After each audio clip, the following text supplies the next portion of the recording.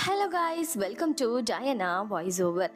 தசமஹா வித்யாக்கள் சீரீஸில் நம்ம 8ஆவதாக பார்க்க போகிறவங்க தான் பகலாமுகி. இந்த பகலாமுகி ஒரு வாய்க்கட்டி மாயாஜால சக்தி அப்படின்னு சொல்லப்பட்டிருக்காங்க. அதாவது எதிரிகளோட வாயை கட்டி அசாதாரணமாக வெற்றி அடையிறதுக்கு இந்த பகலாமுகியோடைய வழிபாடு ரொம்பவே உதவியாக இருக்குமா. இதுல முக்கியமான ஆச்சரியம் என்ன அப்படின்னா, பகலாமுகியோடைய வழிபாடு ரொம்பவே ரேர் அப்படின்னு சொல்லலாம்.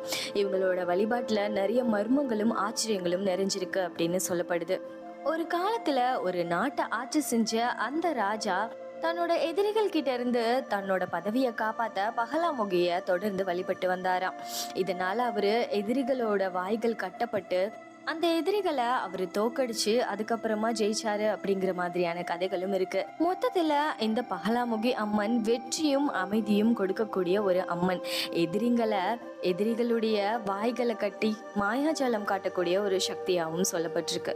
இதை பத்தின உங்களோட கருத்துக்கள் என்னன்னு கமெண்ட் செக்ஷன்ல கமெண்ட் பண்ணுங்க. தேங்க்ஸ் ஃபார் வாட்சிங்.